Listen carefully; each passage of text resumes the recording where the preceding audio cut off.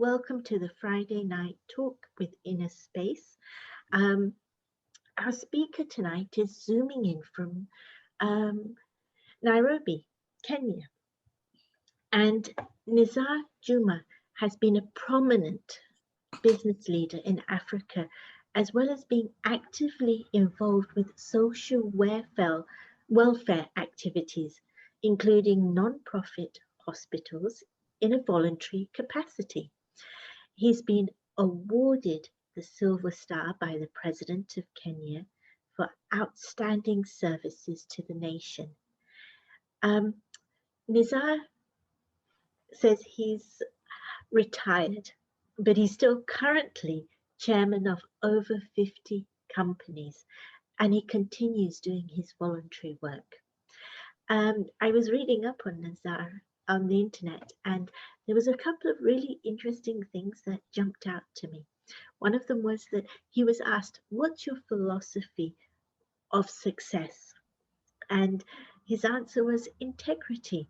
If you do everything with integrity, it may seem a little harder to begin with, but you're guaranteed success. Nizar comes from very humble background. He was born in a village and schooled in a village in Uganda, and yet just through his own passion, he's been able to make a huge difference, not just in Nairobi, but right across the African continent there. He's, if you caught the tail end of our conversation, his big focus on the big task of the Blue Company Project. It's a campaign that seeks to have companies become corruption free. And over 500, so 520 companies have already signed up for this initiative and training process, which is also being backed by the United Nations. So we've invited Nizar to join us and speak on self-mastery for success and how it's about making your own path. And we've asked him to explore 3 different themes with us tonight. The first one, perhaps the most overlooked key to success, which is self-mastery. And what does that mean? Is it just having a whole pile of disciplines and that you have to rigidly follow to, or is there a bigger meaning to self-mastery? How to make your own path and follow your inner compass. And then thirdly, the tools for going from success to significance, perhaps the most meaningful aspect. So you will be able to put your questions to Nizar. He's going to speak, and then Nizar will lead us into a very short 3-minute meditation, and then he'll take your questions. We're asking you to send the questions to us via the question and answer link in your email. And I will take those questions and I'll be putting them to Nizar after the meditation. Nizar bhai, over to you. Thank you. Thank you very much, Aarti Ben, for that very, very flattering introduction. I am delighted to be here on your Friday talks today and to meet lots of people, mostly I understand from England. And in fact, I went to school in England, not in England, but in Wales, in Cardiff, where I studied economics, law, and accountancy many, many years ago. So I just want to add that I am not a teacher and I am not a professional talk giver. I come from the corporate world. So that's who I am. I believe that whatever you do, and from the corporate world, I mean that, you know, I am chairman of lots of companies, and I have been deeply involved in some of these, is that we need to bring spirituality into whatever we do, into our everyday lives. And I always make the difference between being spiritual and being religious. If somebody asked me, am I religious? My answer would be, no, I'm not. I'm spiritual, which is a slightly different. I think that religions, and not to spend too long on this, is something that each of the major religions have chosen a day which they call a holy day for them. Christians is Sunday, Muslims is Friday, Jewish is Saturday, Shiva is Monday, and so on. They've each selected a day which they call a holy day. And then they will tell you that on this day, we consider it to be a day where we go to our places of worship and we think about God and we talk about God and we do whatever that we think is holy. The rest of the week, then let us do whatever we want, for our daily bread. We who are spiritual think slightly differently.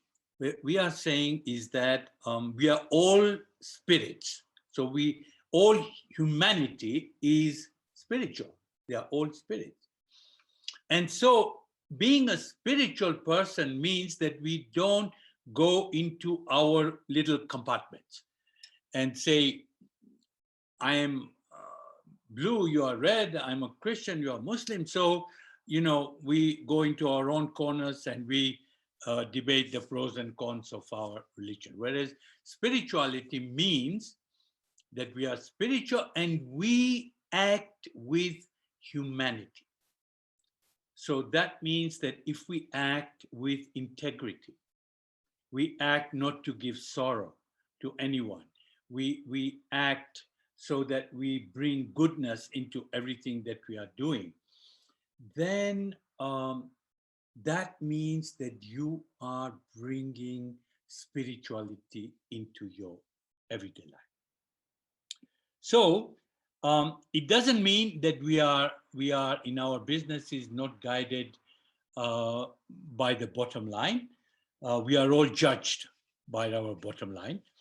And so that is important, but that is not our only God, that we have several other priorities as well in what and how we run our businesses. And so that is the slight difference that I want. Well, it's not slight, but that's the difference between being religious and being spiritual. Now, you are probably asking yourself, what am I doing here? And I know what you're doing here. I'm sure that you also deep down know what you're doing here. You are here because you want to know, how can I be in control of my life? How can I be in a state where I am more organized and I know what I'm doing rather than doing things in a haphazard way where I seem sometimes to be on a leash, being pulled here, there, and everywhere, and I don't seem to be doing what I really, really want to do. So I'm going to go through some points which I consider are important for us to carry through our individual lives and which we can follow. I mean, I think I'm going through about 10 different points today. You may decide that you don't want to adopt any of them, that I want to adopt 1 or 2 or 5 or 7. It's up to you. But I think that at least that we need to look at these individual things. Now, Before we go into those points, I also want to just bring to your attention two axiomatic things. So, two axiomatic points. Everything is logical. Everything that we do and we go through in life, there is a logical reason of why that happens. So that means there is no magic, there are no great miracles that happen, and then there are nothing like, and then the rivers opened up and whatever happens, all of these kind of things don't happen. And I think we are all logical people, and we need to follow logical things. In whatever happens, we need to ask the question, do I understand this in a logical way? If not, I will discard it. Okay, so that's the first axiomatic point which we need to keep in mind. Second is everything is cyclical. That means everything runs in a cycle. You know, I mean, basic things. For example, sunrise, sunset, birth, death, seasons, everything that you can think about, it runs in a cycle. What starts as something, anything new, or will eventually go into a cycle and will end its cycle. In business, most of you who understand know that we call these S-curves. S-curves applies to anything. You start a new product, then you put in lots of advertising and promotion, and you promote the product, you educate people about the product, and then the S-curves go up and up and up and up until that product is really, really successful. This also applies to relationships. You know, even a relationship starts here at the bottom, it gets better and better and better and better, and eventually the relationship is almost perfect. However, if that relationship is not nurtured properly, or if it's a new product and you do not innovate, then that S-curve, which is right on the top, will then go down and the product cycle will end. Even that relationship, which was so great and beautiful and you could not do without each other, and that snoring was so cute, all of a sudden, when you get to the top here and when it goes down, that snoring becomes unbearable. And product cycles also fail the product. Where is BSA motorbikes now? Raleigh bicycles, even Kodak recently, who invented the digital film, then forgot to introduce it themselves. So lots and lots of things follow the S-curve, they go to the top. In everyone's life, we go in the S-curve. From here, we get to the top. And unless we innovate or we introduce something new in our lives, that S-curve will fall down, and that cyclical thing will take us to the bottom, and that relationship or the product or the cycle or whatever it is that we are doing will fall and be dead. Now, here is what we need to do. We need, when we get to the top of that curve, we need to innovate and introduce another S-curve. If it's in a product, we need to improve the product, change the product, innovate, we need to advertise, promote, educate, whatever. Even in relationships, we need to bring in newness. And in our own lives also, we need to innovate. We need to bring newness, because newness brings power. Newness brings enthusiasm. Newness makes us more powerful, more attuned to the next cycle, to the next um, innovation, to whatever it is that makes our life more exciting. So everything is cyclical. And what we are now talking about is that even in our own lives, in our own relationships, we need to think about where we are. The closer we are to the top of that S-curve, the more we have to try and bring in innovation or newness in our lives. This is basically what we are going to talk about today, is what do we need to do with our lives, that we need to take stock. So here we are.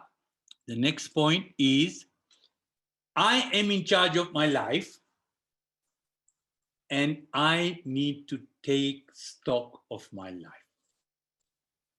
This is what we are all in a crossroads, at a point where we need to decide what our future is going to be, whether we are in a rut, whether we are doing the same things over and over again, whether our relationships are also in a rut. We need to think quietly about where we are and what do we need to do to take stock, and what changes do I want to bring in my life. This is taking control. This is all about being master of the self. How can I bring in self-mastery? So the first point, I need to start with basics. I need to control my thinking. Now you might say, come on, this is a very basic thing I need. But we need to think about what we are thinking. Somebody comes and tell you, you know what so-and-so was saying? Or, do you know that this is going to happen? And then you start multiplying this, because this is a machine. This brain is a machine. So it starts thinking. And humans love to wallow in misery. So we start saying, this has happened, now that's going to happen, now that will happen, now that will happen. Oh my God, that's going to happen. So we go from a process of thinking right down to negative thoughts in 1 minute flat. 99% of those negative things do not happen, but we have already made it happen in our heads, and we are depressed. And then when somebody asks, what's your problem? You've forgotten that it was that one thought that took you in that hole where you were thinking negatively. You are thinking negatively. So thoughts also have calibers. So you start, bottom of your thought process is where you think viciously. Horrible thoughts, vicious, I'm going to do this and that and whatever else, vicious thought. Then negative, then waste, then neutral, and then positive. Okay? So we call this traffic control, which is the control of the traffic of your thoughts. Every now and again, I need to do traffic control. I need to sit and think about what I am thinking. Is it vicious? Is it negative? Is it waste? Is it neutral? Or is it positive? And if it is any one of the bottom three, I need to change them because I know that 99% of those things don't actually make happen, but in my head, I have made it happen. There is also another thing which you need to know, and that is thoughts travel. When you think negatively about somebody, that negative thought has got to that person. Fortunately, the opposite is also true. When you think positively about that person, that also gets there. If you want to test this, then this is what I suggest. If you don't get on with somebody and there is a wall that has been built up between you, for about a week to 10 days, every morning you think about that person, invoke, and send them thoughts, positive thoughts about peace, love. When you meet that next person the next time, that wall will have come down. Test it and see, because thoughts travel, both negative and positive, both thoughts are travel. So that's why we need to be careful about what we are thinking. Second important thing about thinking. This machine, the brain, is producing thoughts between 10 to 15 thoughts every minute. It just keeps on thinking. It's a machine, it keeps on thinking. And even right now, when you are focusing on what I am telling you, your brain is still doing this 10, 12, 15 thoughts a minute. When you are in a state of panic or anger or stress or fear, those number of thoughts go up from 10, 15 to 20, 30, 40, 50. The more the number of thoughts, the less powerful is your intellect. That's why when you're angry, you are thumping tables. When anybody tries to talk logic with you, you don't want to hear it. And the vocabulary is gone out the window because there is no intellect. Intellect's gone out of the window. That's why you start swearing. That's why when you have fear or you are in a stress, you say, I can't think straight. Reason? Intellect is no longer functioning. So, fortunately, the opposite is true. So I need to bring the number of thoughts down from 10, 15 to 8, 6, 2, 1. When you are thinking and focusing on one thing only, your intellect is at its most powerful. Intellect is the power to judge. Intellect is the power to decide, the power to consider everything in a logical fashion. When people say that I can multitask, they are spoiling all that they are doing together in multitask. It's better to spend less time on everything you are doing, but focus absolutely on that one thing, rather than to spread your intellect into a number of things. Okay, so please, in a very short time, I'm trying to tell you how do we need to control our thinking, because our thinking produces the quality of our thoughts depending on how many thoughts we have. And if you focus on something that's important, absolutely one thing at a time, please believe me that your intellect will work better. And please test this. Test it to see whether it in fact does that or not.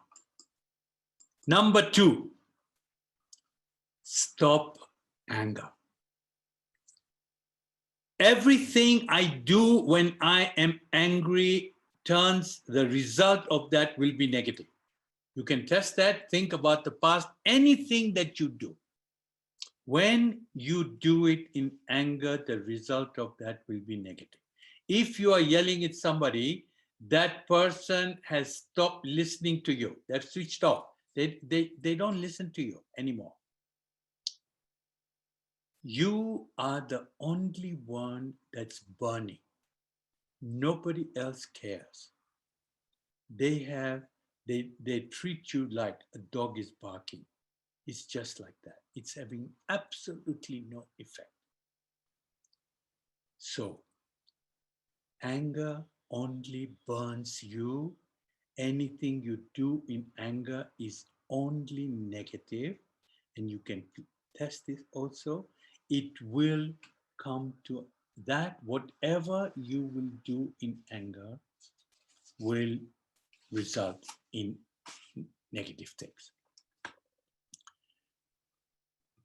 Third, out of the 10 points, I consider this to be probably the most important thing.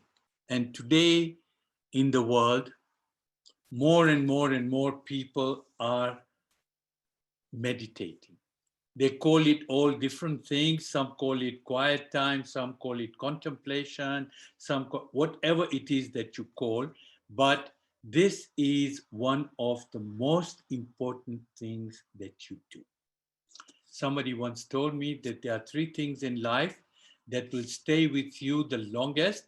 One, play golf, because that you can play all your life. It's not strenuous, and it's good to go out into the countryside and walk and play golf. Second, play bridge, because bridge uses the gray cells. It's not gambling. It's a very quiet kind of thing, and it's very civilized, and you can do that all your life. And the third one is learn to meditate. Now, because this is such an important subject, I will talk about this, bring it back a little bit later. So for the time being, just keep that meditation in our heads, and I will come back to that. 4 is don't give sorrow. This is the third principle of Newton. Newton taught us that every negative has a direct and opposite positive, or every positive has a direct and opposite negative. So if you give sorrow, you will get sorrow back. Somebody up there or something or some system is recording this. It's also called the philosophy of karma. So if you give sorrow, you get sorrow back. If you give happiness, you get happiness back. If you donate money, you get money back. Enough for that. And anyway, it's not nice to give sorrow. I think it's part of our everyday spiritual life not to give sorrow to anybody. Also, don't take sorrow, which is almost as bad. We can listen and give a sympathetic ear to somebody, but don't absorb the sorrow deep inside. Don't take sorrow in. Next, stop the blame game. Again, we are so good at this. All of us love it. When something happens that's wrong, you find somebody as a scapegoat and say, because of you and you and you and you, this happened to me. But actually, majority of what happens to us is directly as a result of our own actions that has resulted. But we love to blame somebody. If we believe in that philosophy of karma, if you give sorrow, you get sorrow back. If you give happiness, you get happiness. then you have nobody else to blame but yourself. So stop the blame game. Again, I don't have enough time to spend too much time on this, but that's something that is one of the things that you need to keep in mind. Schedule a personal meeting with yourself. Life today has become so busy that we no longer have time to think, to think what we are thinking about, to do anything. We are constantly busy. So if you are that busy, I personally I started doing that some years ago, where I allowed a certain time to have a personal meeting with myself, to see what am I thinking, what am I doing, is it negative, is it positive, am I doing wrong things, am I giving sorrow to anybody, what is it that I need to think about. This, you will find, brings so many good results in your life. But you need to start doing that. And together with this, there are also some other issues that you need to take into account. For example, you need to manage your energy well. If you are focusing on doing something, after 60 to 90 minutes, you are no longer focusing, because your power to focus is no longer working. After 90 minutes maximum, you need to stop. You need to go and drink water, go and have a walk, go to whatever you do for five minutes or so, you need to stop. You need to replenish yourself, come back, and then start whatever it is you are doing. But you need to manage your energy well so that you are replenishing it constantly. Learn the body language. We, as most of you know, communicate more through body language than through words. But we need to know about body language. Get a good book about this if you nothing else. Go on the internet. Learn about body language. Even basic handshake, whether people are shaking hands with you straight on or like this, makes a difference on his intention, whether he wants to control you or to be controlled, or whether he's a straight guy. All of these things are important for us to know the basics of body language. Some of us already know that if somebody sits with his hands crossed, we know that that is negative. And so on. There are so many other languages that we need to learn. And I don't have enough time to go through all of them today. Also, we need to learn handwriting decoding, because this has now become an everyday affair. There are so many books on this, but there are also so many people that actually specialize in this now. And you learn a great deal.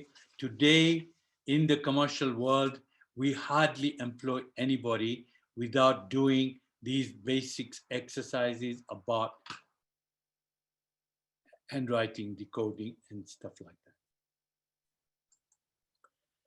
It's important that we also know what meetings we are scheduling and when.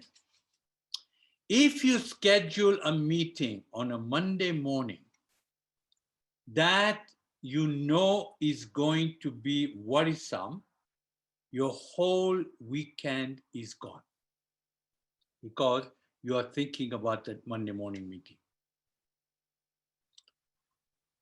So reschedule it either to Tuesday or Monday after work, whenever, but not Monday morning. Second important thing also is when you are thinking about your day, every day, let's say that you have 10 things to do. One or two of these you're not looking forward to. two kinds of people. One that will put off doing that because they are not looking forward to it all day, and then they have a very bad day because they are thinking about that they are not looking forward to. And other kinds of people first attack those things we are not looking forward to, finish it by in the first half an hour, whatever is the result, we can then look forward to having a nice day. So these kind are very, very basic things that I'm telling you, but we are right now trying to see how we can improve the quality of our lives. So all of these things are important to us. This is something all of you say, this is the world of technology. How can you say reduce your dependency on technology? How did we ever survive without technology before?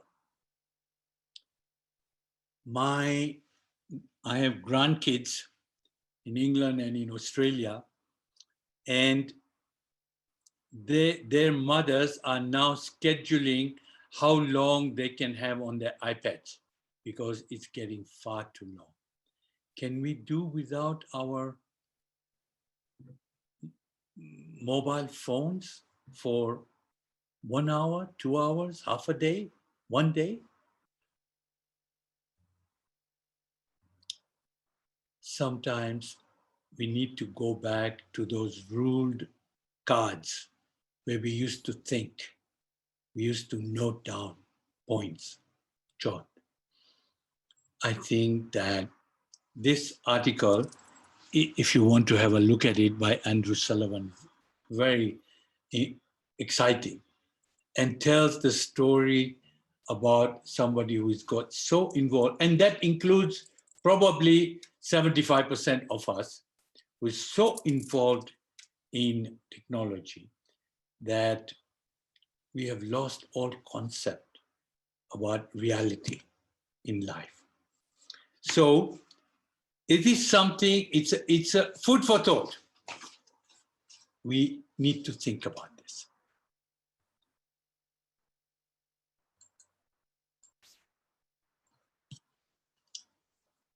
Do something selfless every day.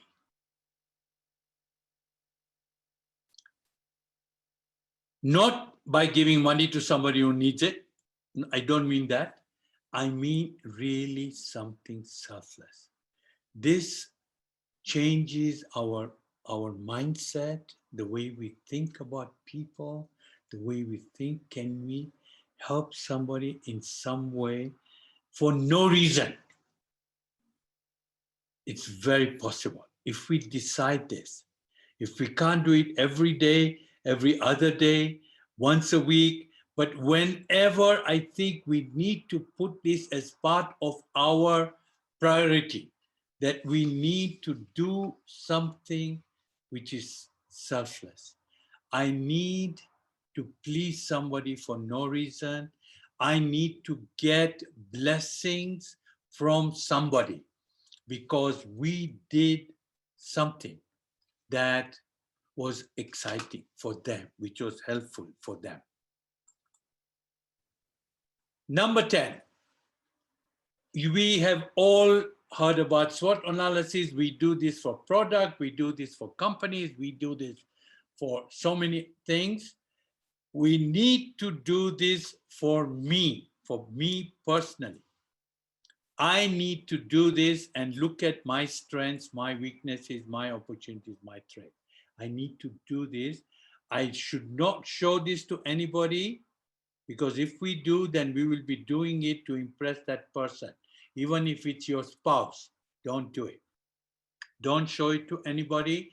Do it for yourself, because you want to use your strength to overcome your weaknesses, to take care of the threats, and to use the opportunities which are on the horizon. This can be, if you do it truthfully, you need to take a deep dive inside. Can be quite traumatic. but extremely useful if you do it truthfully, and you have to be ruthlessly honest with yourself. Do this and then see what the results are going to be. No, I don't have time to go into any more details in there. So here are the 10 points that I have listed. Sorry, I'll go back. Here are the 10 points. Control my thinking, stop my anger, meditate, and I'm just coming back to that. Don't give sorrow, don't take sorrow, stop the blame game, manage your energy well, reduce your dependency on technology, do something selfless every day, and do a personal SWOT analysis. As I said, you can adopt none, you can adopt 1, 2, 5, whatever you do that you consider to be positive for you. Also, in all of this, they also have to remember about those S-curves and innovation that you are trying to bring into your life. Now, let's go back to meditation. Here, we need to look at who meditates. I can give you hundreds and hundreds of examples. I've just put together a few of them about the kind of people today who meditate. So you need to know that, whether you are a businessman or whoever you are, head of Twitter, head of Google, all of these people meditate. There's some more here. Lots and lots of people meditate. Now, meditation has now become something that people are adopting. Companies are now, for example, saying that, like BlackRock, are teaching meditation to their employees because they know that with this, it helps the productivity and the thinking of their people. So that's why they do it. Then Harvard Business School, now you can take classes in mindful leadership, which is another name also for meditation. Goldman Sachs is doing it. Hundreds of investment bank employees are regularly now meditating. Davos, for the first time now in last year, in the World Economic Forum, had a room full of people who were learning how to meditate. And the important thing is what was said. What was once considered a radical, lunatic fringe thing has been incorporated into medicine, science, academics, and more. That is what meditation is now considered to be. In schools today, I have grandchildren in schools, one in Sydney, where they are taught to meditate every day. It's part of the curriculum to learn how to meditate. That in hospitals is part of the curing process for lots of not only abuse of substances, but lots and lots of other things. So I can give you lots and lots of examples of what happens. Why do people? Now the next question is, why do people meditate? And run through it quickly. Some do it to get peace. Some do it to focus on what's important. Some to become powerful. Some to make the intellect more powerful. And so that question about why do we meditate is all of the above. You meditate, people meditate to use all of the above that we have talked about just now. Now, the one question that I am and all of us need to ask ourselves is, the question of who am I? Because as we learn to meditate, one of the things that I need to know is the answer to this question of who am I? Now, these days you can find your ancestries and run into, I don't know, the whole family tree can run into 20, 30 different your pedigree, but it's not what I'm thinking about. What I'm thinking about is when somebody dies, we all say he was a good soul. We pray that his soul may rest in eternal peace. We talk about the soul then as a real thing, because normally speaking, when that person is alive, we think of him as a body, and somewhere there is a soul. We ourselves also, we consider ourselves to be bodies, and somewhere we have a soul. As we go into this more and more deeply, we understand that actually it is the opposite. It is that we are souls and we enter bodies, and not the other way around. We, a soul, enters a body in the 5th month of pregnancy. When it starts kicking, that soul has entered the body. And the soul leaves the body. When the soul leaves, we all know the soul is left. He's dead. So I think this is something, some of you may find this a bit controversial, a bit, something totally new, maybe acceptable, maybe not acceptable. Okay, that's okay, whichever way you decide to do it. But important thing is that we are souls, because we all talk about us as a soul. He was a good soul. He was a charitable soul. He was whatever soul. And we all pray for the soul. So a soul exists. But we have confused the driver with the vehicle. The vehicle is the body, and the driver is the soul. Now, again, we have very limited time. So I am not going to go anymore. I don't have time to go further into this, but it's something that we need to look at it more. And what we now need to do is to relax ourselves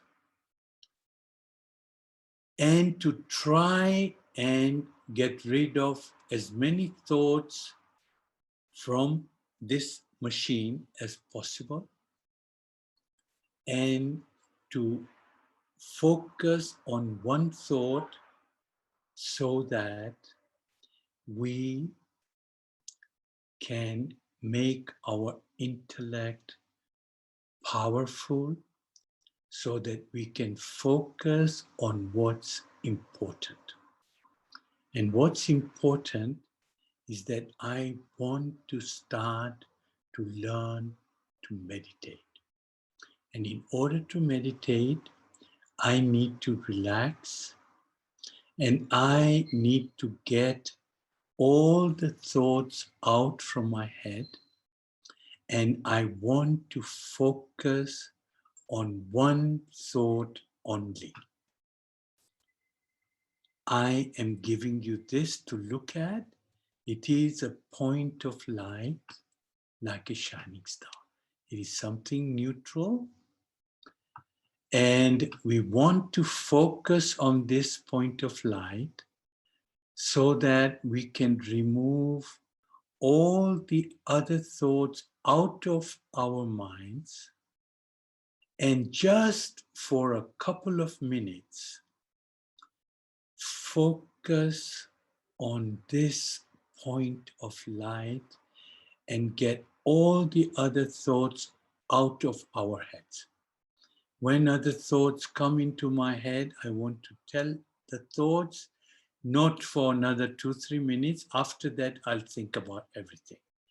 For the next 2 or 3 minutes, I just want to focus on no thoughts in my head, just to focus on this point of light, like a shining star, and nothing else.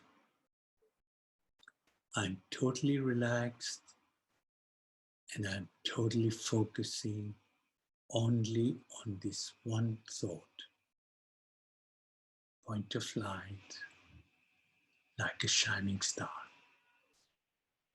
and nothing else. Everything else I will think about later. Right now, I just want to focus on this one point of light.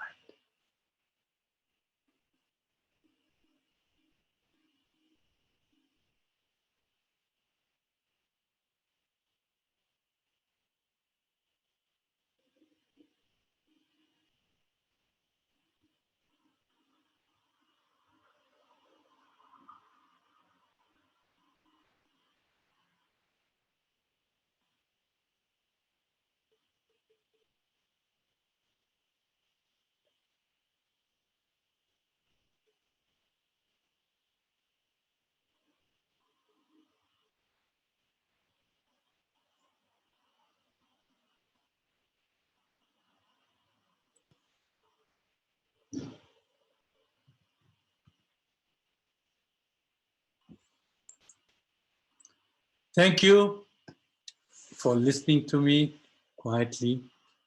I hope that you feel that you've gained something from our talk today, and that we can now look at some of the questions that you might have for me. Yes, thank you very much, Nizar. It really was quite you encompass so much material in such a short time. So thank you. The first question actually probably has something to do with our conversation before the talk. Oh, right. Okay. I think there. So let's start with that. Um, how do you find your passion and values? How do I find them? Is that the Yeah. question? Yes. Okay. Now, passion is something that is within you, and you know that passion is something that you believe in something strongly that is part of your upbringing. And unless you have that, for me, unless I have passion about anything that I believe strongly in, I can't do what I'm doing. So, for example, the voluntary work that I'm doing or the Blue Company project, I strongly believe in having a corruption free business and life. I believe in that. And so that is part of my values. And so it exists within me. Over time, it's become stronger and stronger. And so that's why I'm able to work on them, because they exist within me. And I think that all of us have values that we cherish within us, that we strongly believe in, and we just use them. Okay. So, all right. Yeah. Okay. Um, what if you think you are interested in something and you start looking into it and then you don't really find that it's important to you?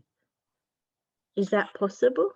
It is possible, but I think that that means that your original premise was incorrect. You know that this is when we are looking at our S curves, and in that S curve we started developing something, and then we find that that was after all not as exciting as we originally thought. We need to look at it to make sure, is it because we have lost um, innovation in that, or is it something that we have not developed fully, or are we really finding that is not something that we have passion for? If, like me, if you're like me, if you don't have passion for something, then you really, really can't do that, because then you don't believe in it and you don't have the strength of passion or the values that you believe in. And in that case, yes, I would drop it and develop something else. But because sometimes, but it should not be that, out of 6 things we pick up, we find 5 we don't have interest in, because that means that we've become a little bit too casual about what our real values and interests are. I think we need to, first of all, look at them deeply. We need to think about them deeply before we decide, no, this is not something that I'm excited about. Mm, But mm, if you do your SWOT analysis properly, you will know what your values really are. What are your strengths, and what is on the horizon for you? You will from that be able to say, what is it that I should be focusing on? mm, That's interesting. Okay, we're going to come back to SWOT because there's some questions there. But to start with, how is not taking sorrow the basis of success?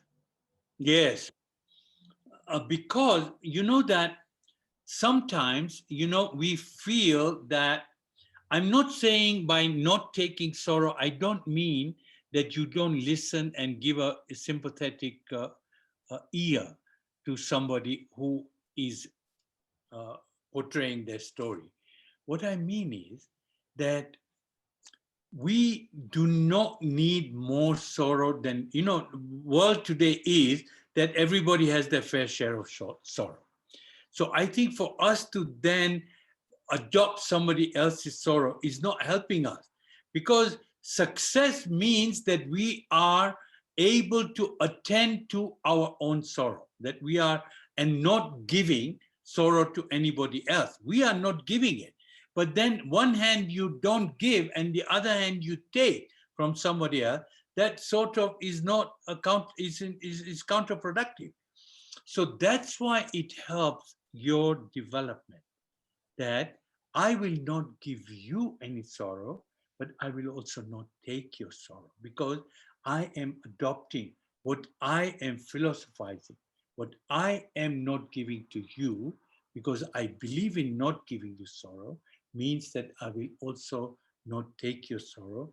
Otherwise, it's pointless that I keep on taking people's sorrow and I stop giving sorrow to others. I think that not giving sorrow is a very noble thing. And it does add to my success.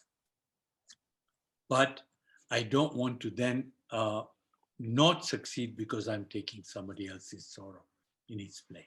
So it's logical. Okay, and I think you've answered the next bit, but you talk about being able to listen to people with empathy, with an ear and compassion. Um, so, how do you stop your emotions getting all involved? Yes, yeah, you're quite right. You know that it's not easy, but you see, we need to also adopt this passionate state of being, that I can listen but not take it in, because sorrow, you can listen but not take it in. You can make the right noises but not take it in. Sometimes people say that I'm angry, but I'm angry only in words but not really angry from within, and they justify their anger on that basis. Important thing is that how much rubbish are we adopting, are we putting into us?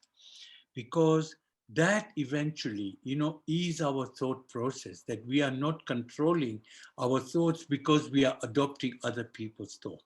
So I think it's important that we are acting as a sieve of, what we will take in and what we will not.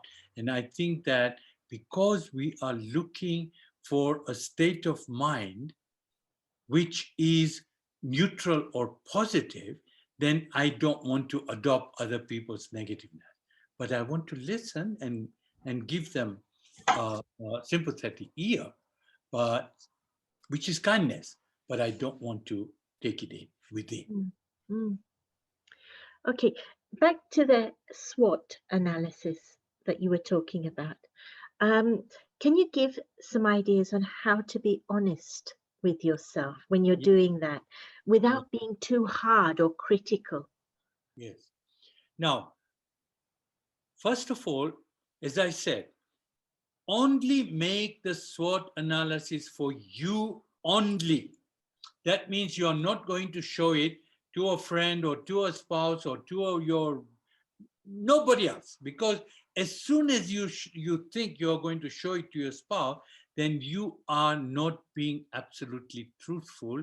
You want to impress that person. So that's the first rule. The second is, if you are looking at your negatives and you say that you are pig-headed or you are determined. Determined is positive. Pig-headed or stubborn is negative. You see what I'm saying? So I think we need to, that's where the analysis come in. Because if I'm stubborn, I have stopped being logical. I've decided that's what I'm going to do, come what may. Then I'm stubborn because I've stopped listening to logic. I've stopped listening to arguments. So I need to think like that before I write it down. Also, don't be in a hurry to write down your negatives too quickly. We need to analyze each one.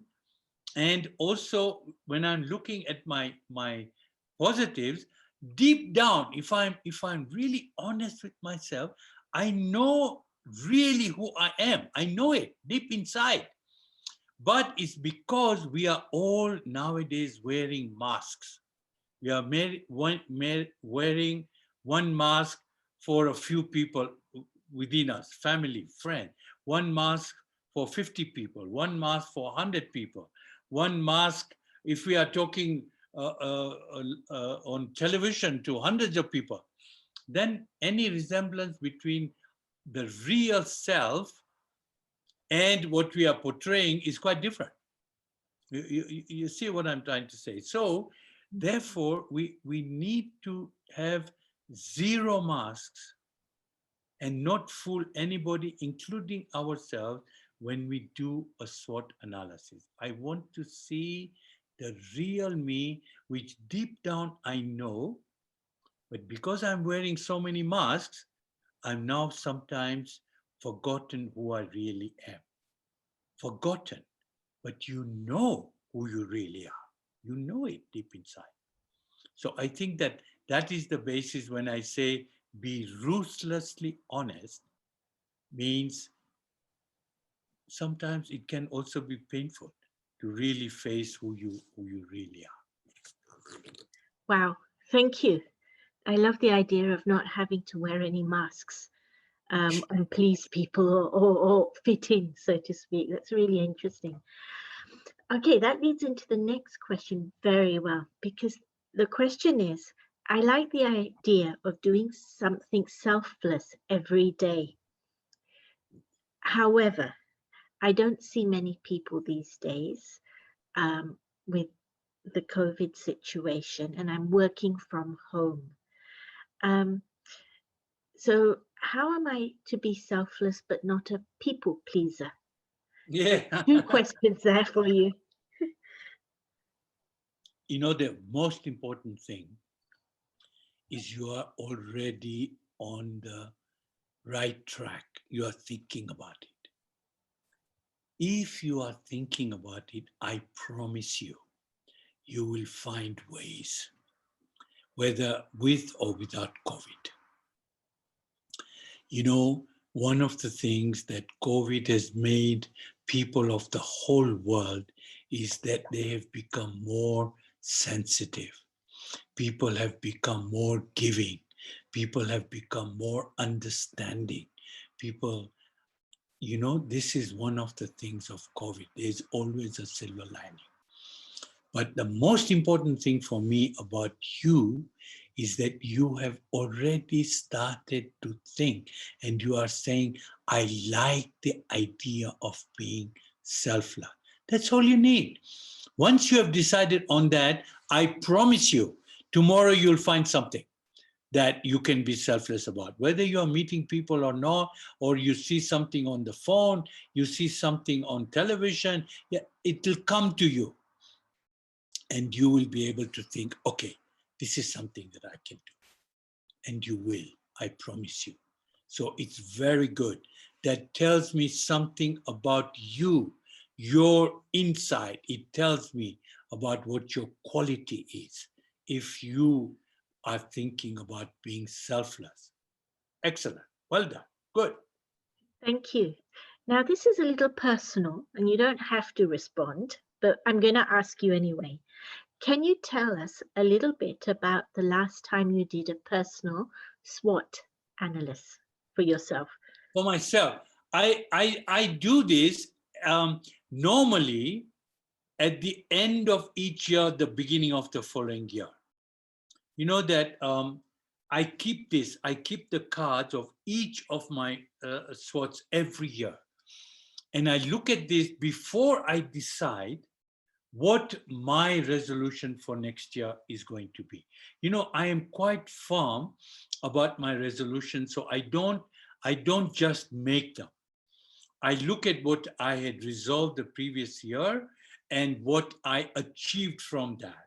And so I only do that after I have looked at my SWOT analysis, particularly if I have improved any of my weaknesses. And that how am I looking at what's on the horizon, what is threatening to me. And this is important for us to decide which direction are our resolutions going to be. So I don't make lots and lots of resolutions. I split my life into four. One is my business, one is my personal, one is my spiritual life, like that into four. And then I have one or none resolution for each one, but that is after I have done my SWOT analysis. So I pay a lot of importance to that because we change. Every year we change. We either improve or deteriorate, and hopefully that we keep on improving.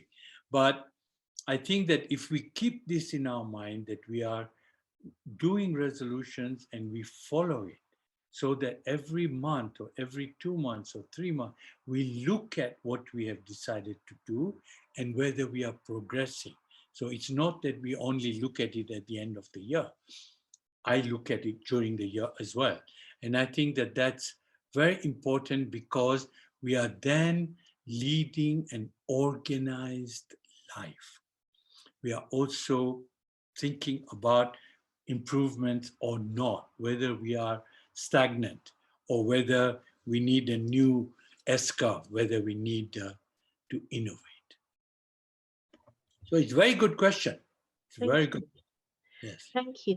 So the next question is the person saying, I set myself up for rushing around and to try and do many things, and it does impact my energy. So the question for you is, how do you manage to do so much and not feel like you're rushing around?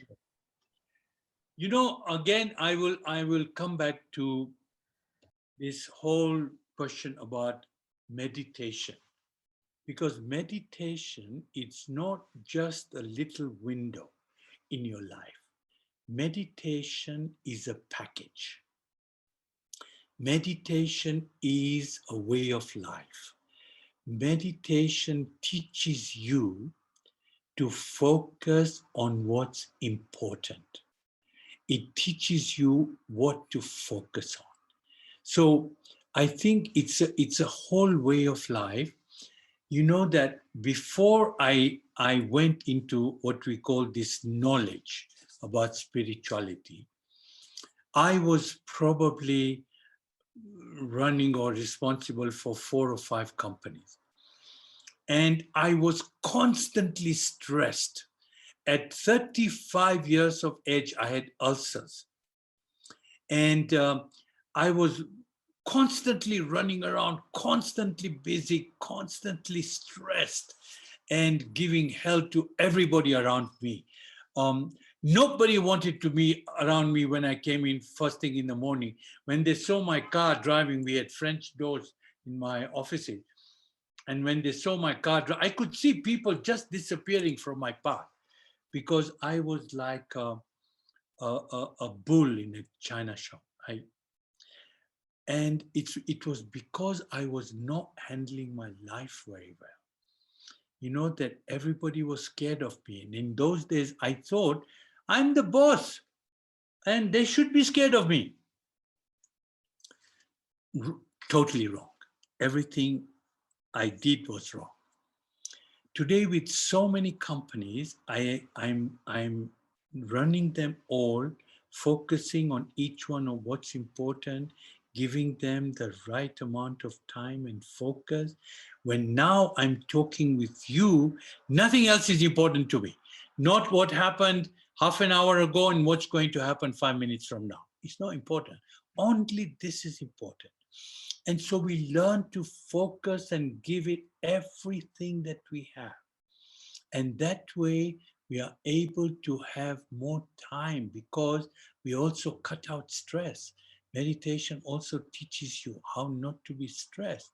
Because as I said, when you are stressed or when you are angry or when you are scared or afraid, your intellect no longer functions. So it means that all your positive energy is gone. So don't just be busy doing things without analyzing what you are doing and are they really important and should you be focusing on which of those things. So that is what is important. Not to remain busy is not important. I'm running all those companies or responsible for all those companies, but I find time so that I can give talks like this one, because that's also important to tell people that what have I learned from my experiences that has been useful to me that you might find useful to you. So I think that that is the way in which to handle life. So meditation, as I said, is a package. It teaches you to focus on what's important. And the final question this evening, if that's okay with you. Yeah. The person saying, thank you for the superb speech. But as a spiritual person, what do you believe when the soul leaves the body? Is it still around? You have asked the $64 million question. As I explained, and this is, it is unfair to give this answer in the 1 minute. But I believe, and I'm only telling you what I believe and what I have been taught, which is that the soul is eternal. The body dies, but the soul is forever. So a soul enters one body and leaves when it's when that person is dead and enters another body. So the soul is eternal, it never dies, it cannot be killed, it continues. Now, but that's a very quick and short answer. I wish that I could sit and explain this to you. It would take me some time. Please, if you can, go to one of the Raja Yoga centers and ask them this question, and they will spend time with you and explain it to you in greater detail. because I have given you a very short and unacceptable answer, and you deserve a whole answer. So please do yourself a favor and go to a center and ask one of them to explain this to you. Nizar Bhai, thank you. Absolutely my pleasure. I enjoyed giving this talk, which I do enjoy. And thank you for being so nice and